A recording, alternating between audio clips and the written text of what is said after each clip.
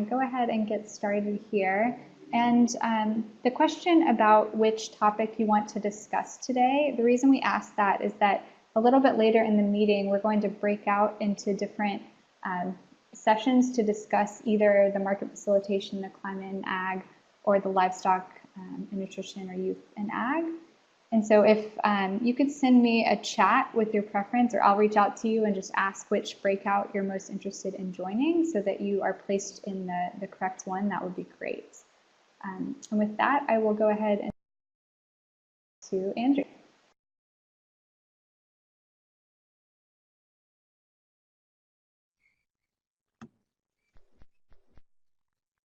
Hi everyone, can you hear me?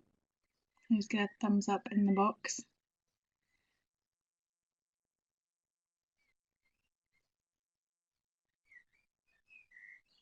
Can you hear me okay? I'm gonna keep talking until I hear otherwise. Okay, good morning everyone. So this morning we had a few things that we wanted to get through, updates on some of the activities that we're doing, and then we also, Ebby will give us an update on the core competencies resource list that that she's been working on and has been sent out to you guys quite a lot through the task force.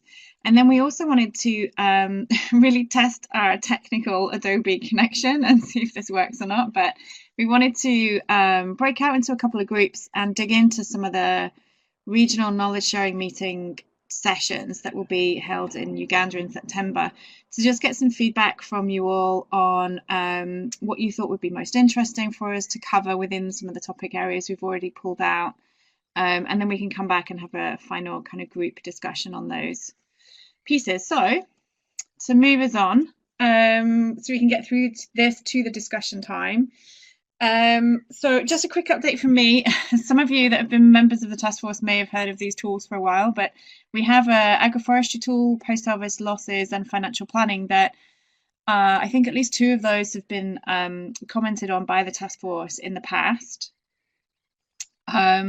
So we are in the kind of right in the end of finalizing those documents, and they're with the designers right now, so they'll be going out soon. Eric, did you want to provide us an update on what's happening in the regional work that you've been doing?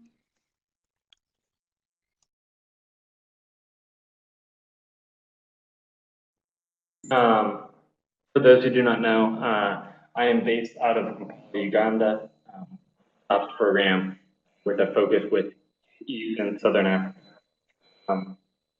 As of late, I've been working with the programs here in Uganda. I visited with the Rwanu program, which is led by Avoka a couple of weeks ago, looking at some of their micro irrigation work. And a case study on that will be coming out shortly, most likely next week. And next week I'll be going up to Karamoja again to work with the home gardens of the GHG, the other Food for Peace program. At the same time, I'm working to schedule visits to both of the Malawi and Zimbabwe programs to follow up on the resilience design work, the training that they attended with TOPS earlier this year to get that update on how things are going. So those trips will be happening in July and August.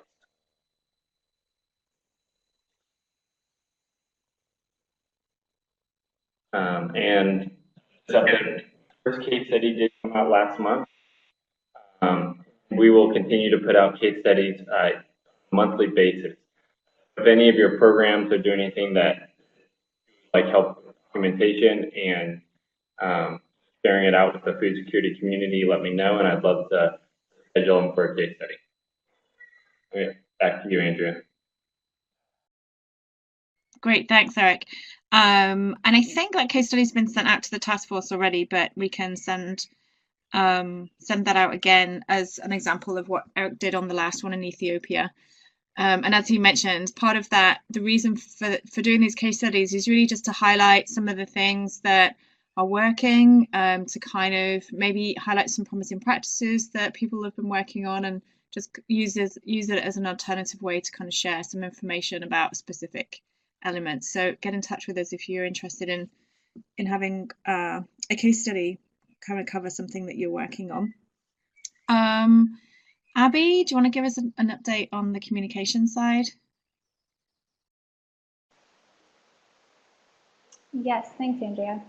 So as you may have noticed, I've started sending out kind of listserv emails every other week to you guys that just have resources, whether it be studies that have come out or interesting journal articles, and also kind of news articles and upcoming events. And those are just, for our benefit, just kind of bring together ANRM news in one place. And so I'll be sending those out every other week. I sent one out yesterday, so another one will come out in 2 weeks. If you have anything that you want added to that, please email me at any time and I can make sure it goes out on the next one. Because it's for y'all's benefit, so if you want to send me anything, I welcome it. We also have the Resilience Design Facebook group that came out a few weeks ago. We're up to about 90 members, which is exciting, and it's just a place to ask questions, share photos, different articles, and kind of to engage with other ANRM professionals that are interested in resilience design and smallholder farming systems. So if you haven't joined that yet, feel free to. Again, it's just a place to bring together different folks. And then I guess I'll just go ahead and jump right into the update on the core competencies resource list. And so I know you guys, again, have received a lot of emails from me about this. So I wanted to take a second and just take a step back and remind us all what the purpose of that is and what we are hoping to get out of it and what you should get out of it. So just a reminder of kind of what it is. The core competencies list was put together last year with input from the task force of what core competencies an ag manager or ag program manager should have. And so what we're trying to do now is put together this list of resources to support those competencies so that the purpose is to kind of minimize the amount of time that if I need to learn something about extension or about aquaculture, I don't have to just scour the internet. I can know that this list of resources has been vetted to some degree and that the list of resources are worth reading. And so we kind of see two possible audiences for this list, the program managers themselves, but also headquarters technical staff can use it to either repackage it for their staff members in the field or to learn about these different topics. And so for the task force involvement, what we're asking for is feedback. Does your organization have a resource that I've forgotten or that the TOPS team has overlooked? Or have we included something that you find unhelpful or that you don't think is a valuable resource? Please let me know. I'm open to all feedback. And so, yeah, again, just thank you so much for those of you who have already given feedback. And so to kind of build on that, what do you get out of your involvement? So you review the resources. Okay, now what? I spent all this time doing this. Why did I spend my time inputting into that list? And well, hopefully you can utilize the resources that we've collected. Like I mentioned before, you can kind of repackage it for your own organization's needs. You can get your organization's resources on the list. Again, if I've forgotten one that your organization's put together, let me know. And then you can also be acknowledged as a contributor. And I just saw that Madeline has asked, can you specify what the core competencies are? So yes, Madeline, there's a list on the FSN network that is essentially, it's about 40 different competencies that an agricultural program manager in the field would ideally know about. So it's anything from kind of how to design a program to extension and advisory service options to financial services. And I'm going to talk in the next slide kind of what the different modules of the core competencies are. But within TOPS, all the technical areas have kind of this list of core competencies that were put together. And so I think Eric just put the link in the chat box so you can check it out. So I want to thank Gitao, Sean, Anne, and Paul for their input to date. And we have a few more modules forthcoming, so we invite all feedback. So these are the modules that have been sent to the task force for review already. The technologies to enhance agroecological resilience, the Ag for Improved Nutrition, technical extension services, and market development. I sent market development this week, so we're still open for feedback on that one. Then we have 3 more modules forthcoming, so that we're over the hump. Financial services and insurance, measuring impact and using data, and then program design and development. And so if you have any questions about those, feel free to ask. My email is always open. And one thing that now we're toying with is how do we package this information? So you've received the Excel spreadsheet that has all these resources listed out, but is that the most user-friendly way to package it? If I'm somebody in Uganda, what's the best way that I can access and use this list? And so to learn more about that, we're sending out a survey, probably the start of next week, that asks about access to information. So what kind of internet access do you have? If you need to learn about a technical topic, where do you go? Do you go to a colleague? Do you go to Google? Do you go to one of the CGIAR websites? Which ways are you currently accessing information, and then which ways would you prefer to access that in the future? And so we'll be sending that out to the task force, to the Facebook page, and please share with your teams. Any ANRM professional is encouraged to respond to this. And then once we have the results, we can share them at large, so you guys can see just kind of where people are getting their information and where they would like to. So I think that's it for core competencies. Again, if any questions, feel free to email me or write questions in the chat box. I'll turn it back to Andrea.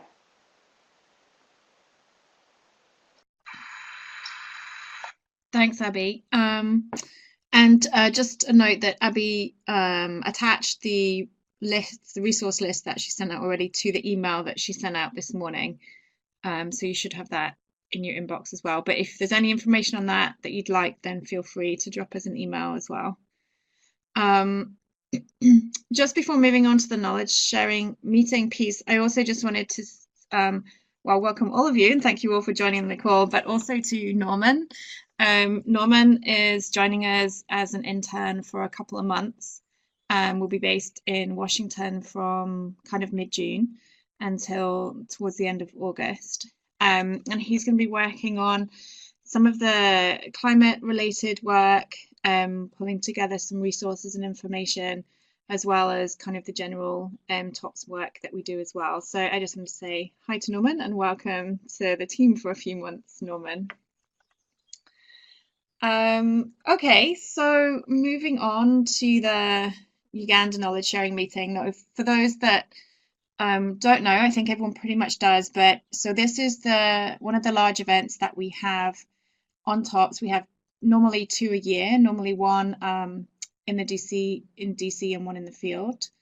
And so this time it will be held in Uganda, in Kampala in Uganda, from September 20 to 22nd. And then on the 23rd, there will be a field visit to Brisano Fruits, and we'll give some more information out on that. That's about, I think it's an hour away, Eric, if that's right, from Kampala. And they have some great kind of production work going on there. And so for the other 2 dates, the 20th, 21st, 22nd, 3 dates, sorry, there will be 3 ag sessions, and then there'll be at least 3 sessions from all the other technical areas on TOPS, as well as some general ones, and then some kind of introductory discussions from certain key speakers.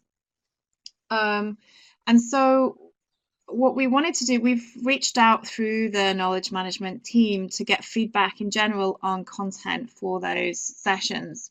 And that has really helped us come up with markets and climate as 2 sessions that we wanted to focus on. And again, they're sessions that we did last time in Washington and tend to be ones that people are just continually interested in.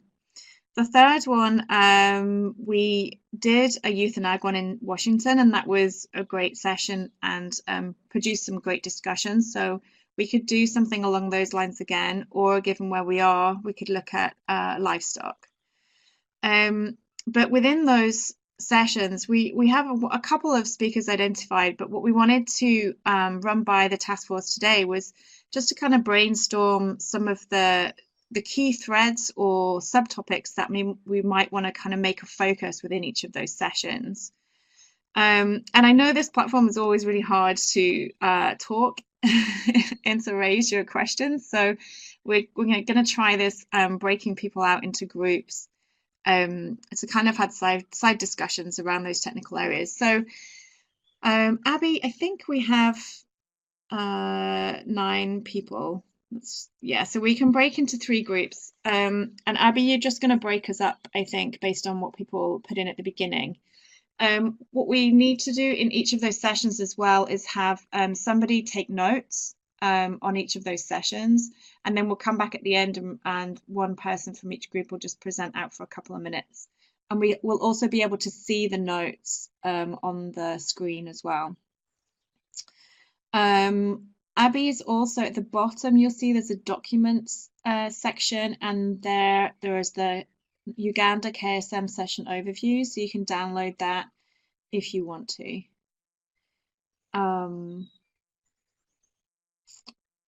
Okay, so I think that's everything. Abby, unless there's anything else I've forgotten on those.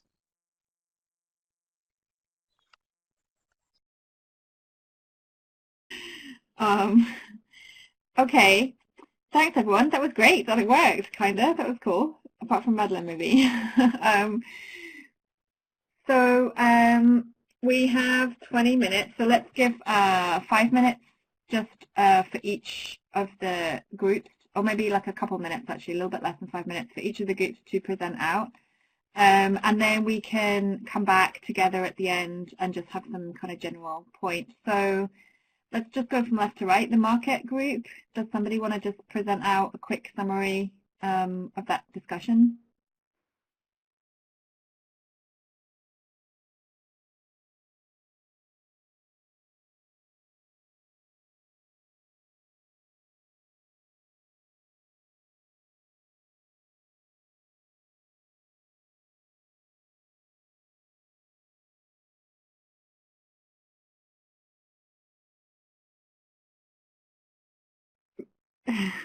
Present, soon as you and Dana. Yeah, I'm happy. Okay, yeah, I'm happy to do that.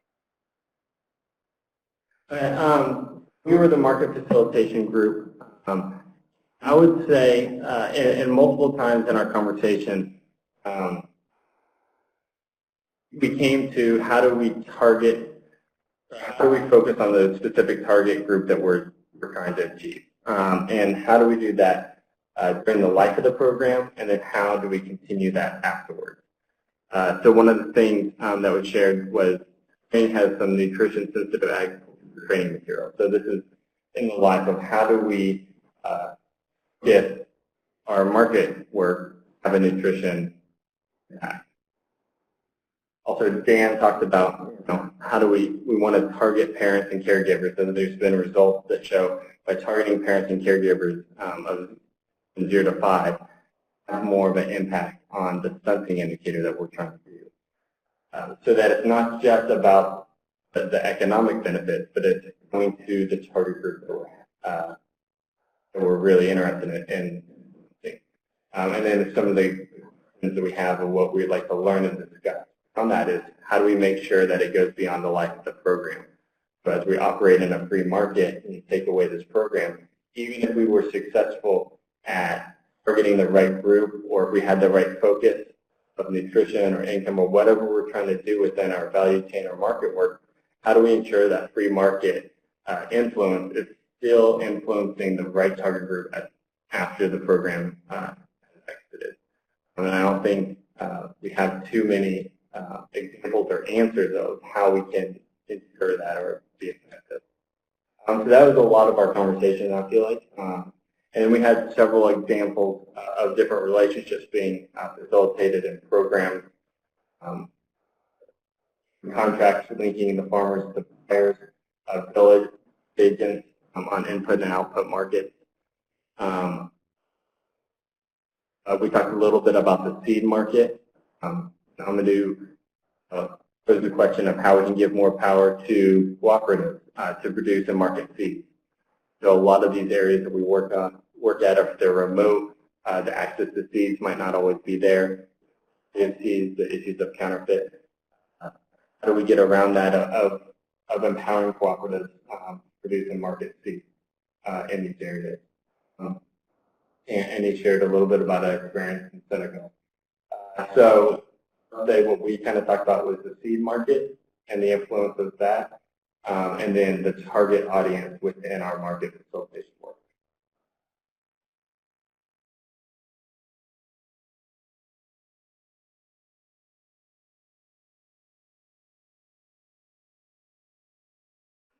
Excuse me, from the rest of the group to add on that, on what Eric just said?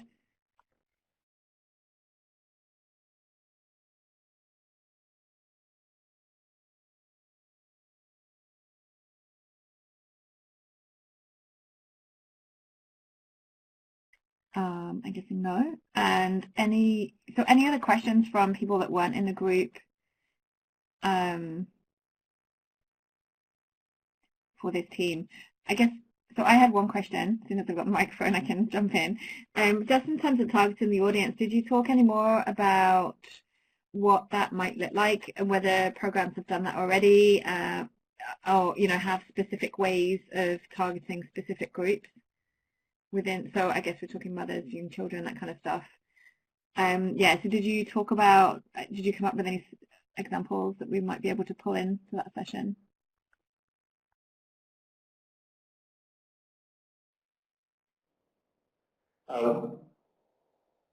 Both Dan and shared a couple of specific ones, and Ensure and the Lahia program, Walla, and then Spring shared about some of their materials, but we didn't get into the specifics of how they did it.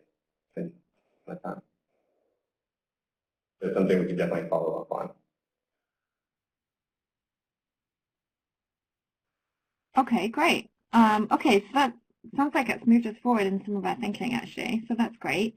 Unless there's any other questions, and also feel free to, if you have questions that you don't want to shout out, feel free to just type them in the chat box as well, and I can kind of vocalize them. So, Guitar's typing, I'll just give you a second or two.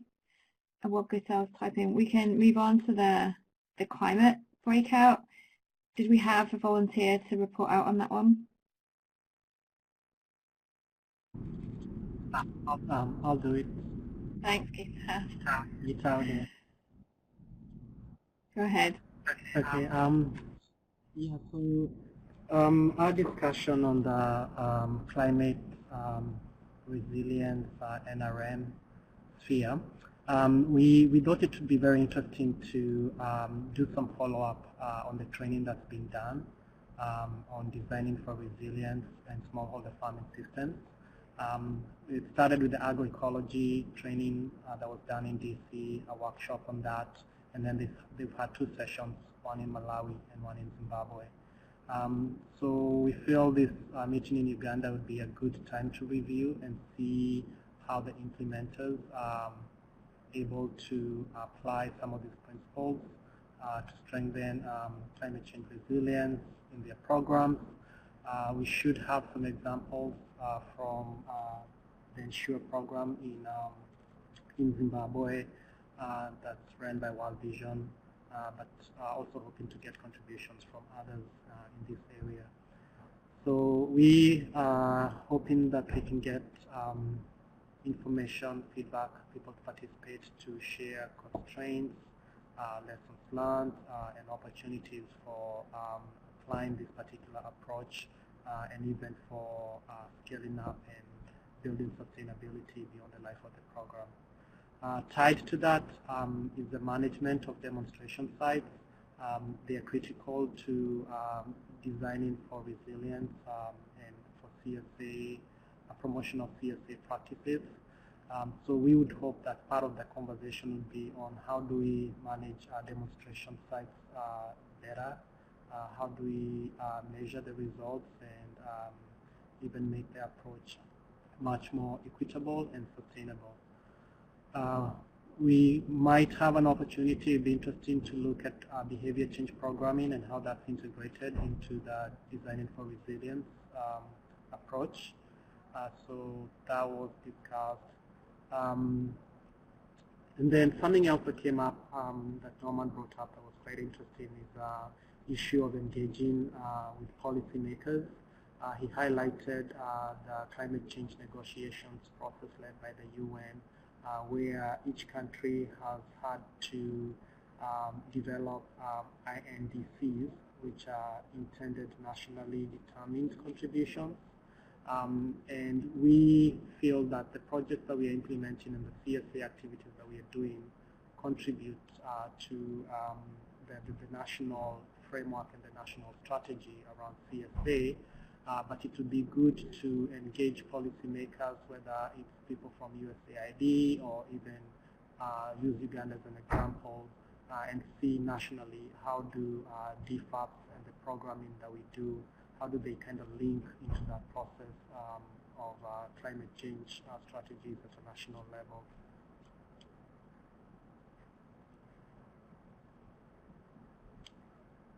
So I think that's about it from our group.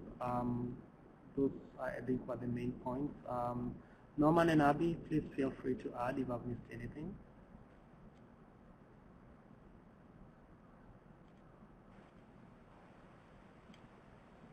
No, that was great. Thanks so much, Giselle.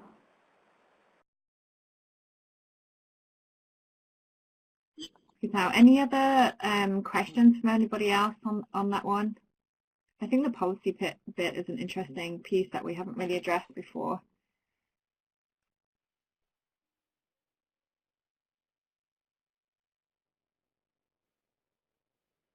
Yeah, just one interesting thing.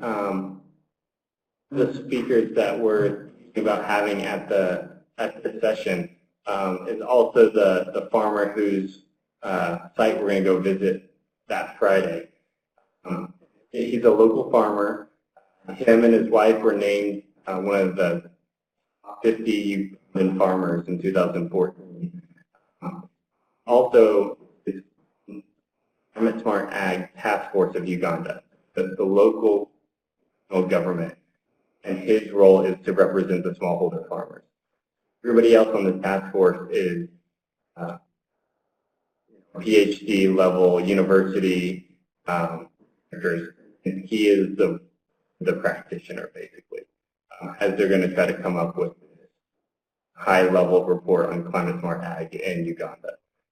So it'll be really interesting to hear his take on the policy side within a country and what that means to smallholder farmers.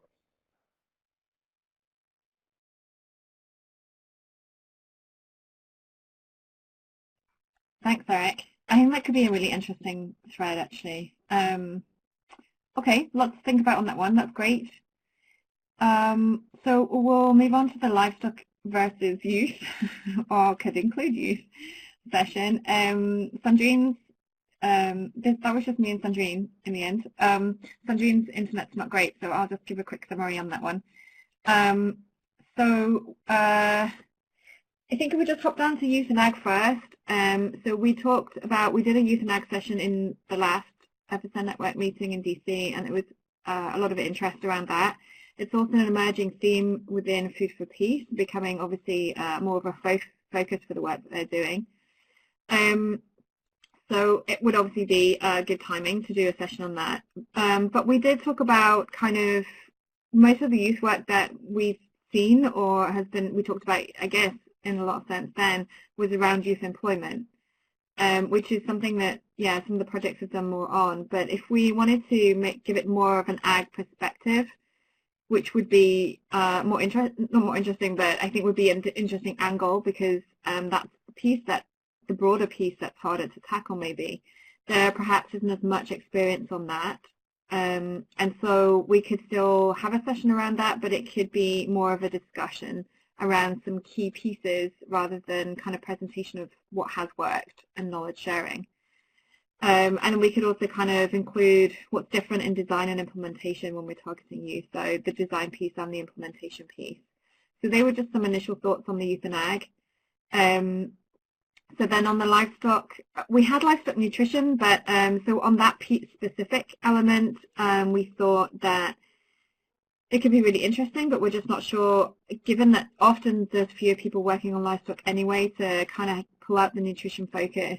There would be some stuff, I guess, around milk masters and things like that, but we weren't sure how many people would be able to present on that. So given where we are in the extended horn, it would be probably a good idea to broaden that out to pastoralism. And then within that, we could include an element on youth, but it could also open up to nutrition and also economics as well, and how we address the mobility of pastoralists. And given we're in Uganda and there's such a political issue and challenge up in the northern Uganda around that, I think that could be really topical. So I guess we didn't really come up with one preference over the other. They were just kind of some threads that we could have for both of those. So I think we've got a few minutes left. I'd be really interested to hear anyone else on the group that had any thoughts around those two sessions, because we're still unsure which way to go, I think, on those two. So yeah, does anyone have any thoughts around that?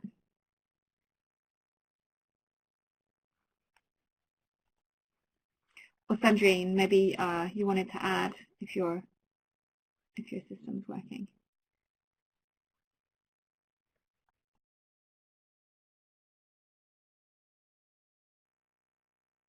Hey, Andrea. No, I think you mentioned everything, so thanks.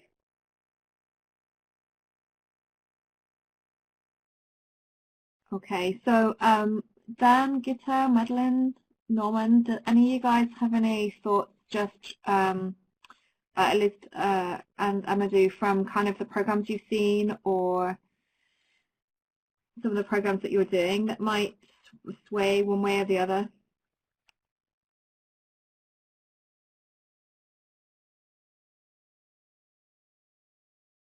So you're particularly interested in the livestock nutrition part, and it'd be good to hear small livestock, Dan. I guess you're thinking about target audience again there as well. Yeah, I think especially poultry and indigenous poultry, or road runners they call them, and then goats or sheep.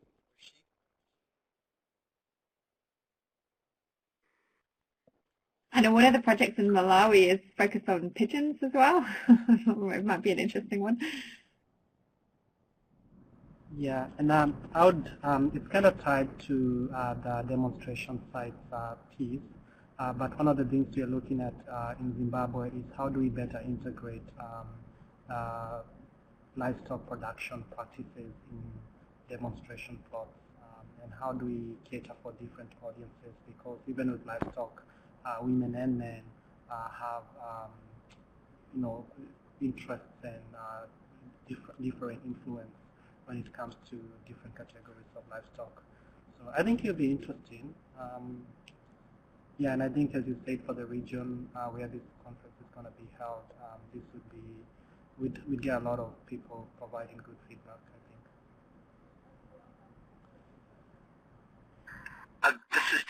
This is Dan. I think also thinking about Go ahead, Dan. Climate change. And just having gotten back from Zimbabwe, a lot of beneficiaries have moved from crops to small livestock because of no rain and El Nino.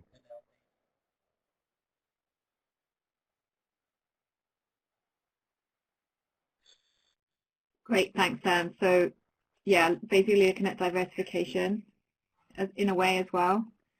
So Madeline had a comment, is doing some work on integrating nutrition into agricultural information systems in Ghana, and is very interested on how we also link climate change, nutrition and gender. That's a great point. Norman, regarding livestock in the drylands and given the prevalence of pastoralism, maybe it might take an important relevance to focus on vet services. That's a potential, actually, Norman, and I think we have a veterinary livestock guy at Mercycorps who I think could probably add more to that discussion as well.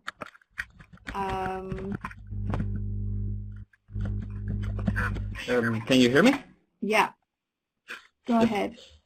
Yes, well, just a little contribution. I think it could be useful. I read recently that in Kenya, there was a novel government initiative that was launched based on livestock insurance for pastoralists. This was launched last year in 2015. And it is mainly based on some research that was done by the International Livestock Research Institute. It was put in practice with pastoralists in the field. It was proven to be a successful, hugely successful thing, and it's expanding in Kenya in a very interesting way. It could be potentially interesting to look at this aspect and try to see if it could be applied in the Ugandan national strategy. Right, thanks, Norman. We'll definitely get some more information from you on that. Okay, great. So we're at 5 o'clock. There's a few other comments in the box around linking with climate change. Thanks all for those comments. People can just kind of read those, and we'll pick up on those as we plan out the sessions. Unless there are any other updates, or Abby, or from any other people on the call, any other updates at this point that we want to share?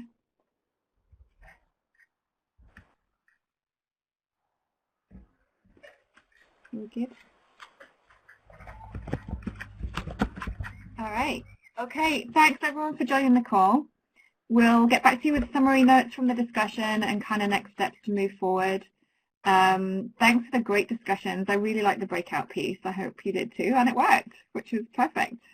So Abby will be back in touch with you via the task force email, and we'll have some more discussion on the next one. Thanks a lot, everyone. Talk to you all soon.